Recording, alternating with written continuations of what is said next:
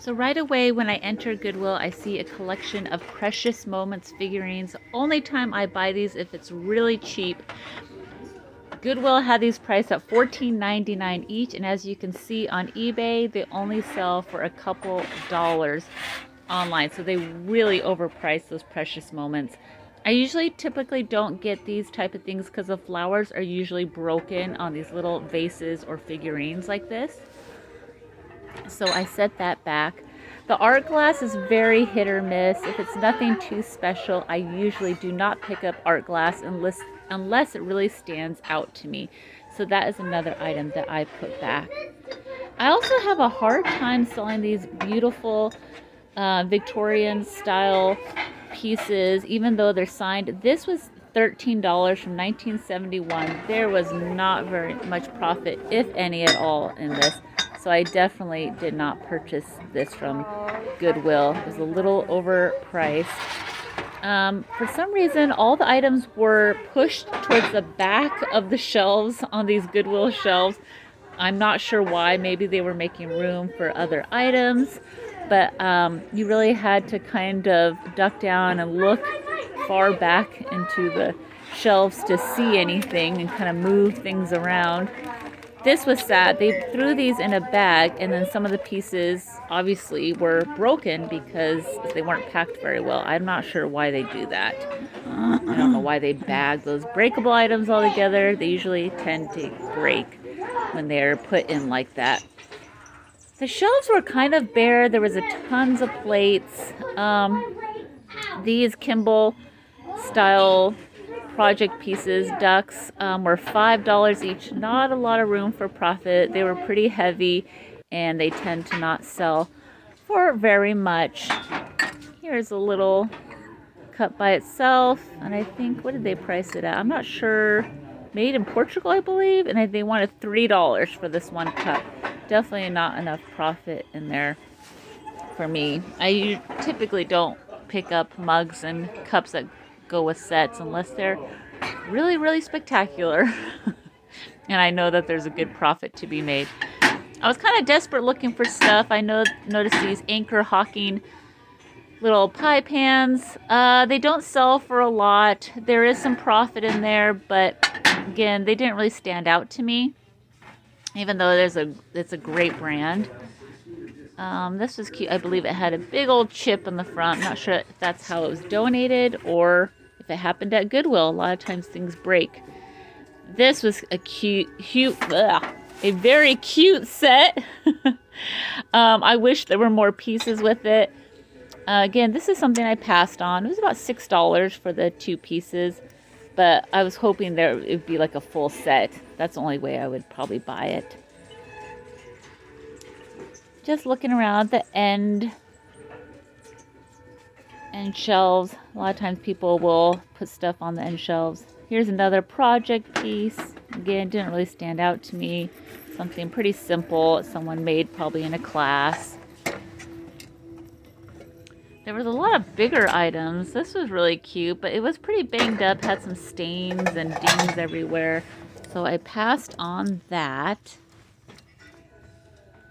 This wood piece was interesting, but it wasn't hollowed out. It was just like for looks. So I'm not sure what the purpose of that was. And I'm not sure where that went to. It's a cute little dog. Again, I'm not getting a lot of animal figurines right now.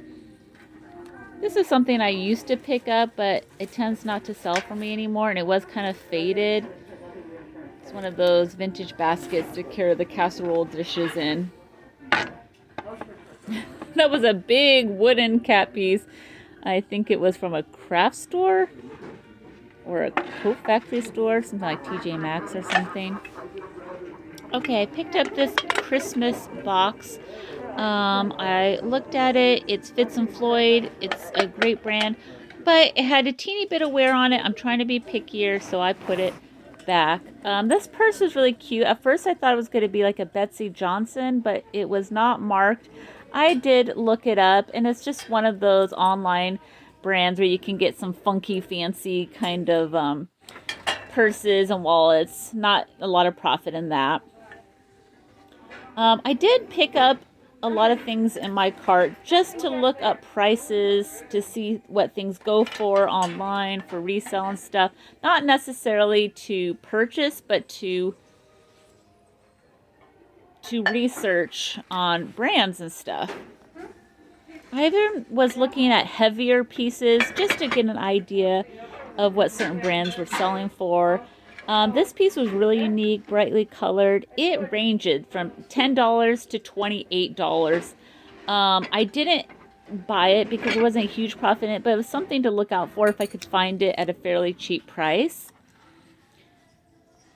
This sweater stood out to me, and I looked it up. It has pretty good selling value. It sold for $41 online. I did pay $10 for it. It was in excellent condition, so I'm going to give it a try. I put it in my cart because I did not recognize the brand, and what I like to do is research brands I do not recognize. Now, this piece here, I'm not sure if it's mismatched or if it's supposed to be like that. Not a huge amount of profit, but it is a good brand to look out for if you can find it at a cheaper price. So this is the items that I got. I purchased this little glass cut, well, crystal cut piece. I wasn't too familiar with the style. I looked it up and it sells for pretty well. This is a little bit different coloring, but this is the closest I could find to this piece, and this was just in the glass section. A lot of times the crystal and the glass will be mixed together, so you always want to look in the clear glass, the colored glass area, because crystals and glass will be mixed. And I picked this up for $5 and hopefully will resell it on eBay for around $35 for what it sold for in the past. I did take home that sweater. Even though sweater season will be ending soon, I did think there was enough profit in it if I sold it soon now or if I saved it until next year. Now, it's not exactly like what I saw on eBay, but it was close enough. Same brand, same style, same coloring, and it was a good size. It was size large. A lot of times I'll pick these up if they're size medium, large, extra large. If it's size small or extra small, it tends to not sell too quickly for me, but a larger size will sell faster for me. So I did pick this up and I'm going to give it a chance. And again, if it doesn't sell this year, I can definitely save it and sell it next year. And even if I don't get the full $40, I paid $10 for it. So I'll definitely get some kind of profit for it. So I only got 2 things, but I'm being extra picky. Now I would like to share with you that I'm having another sale, YouTube live sale.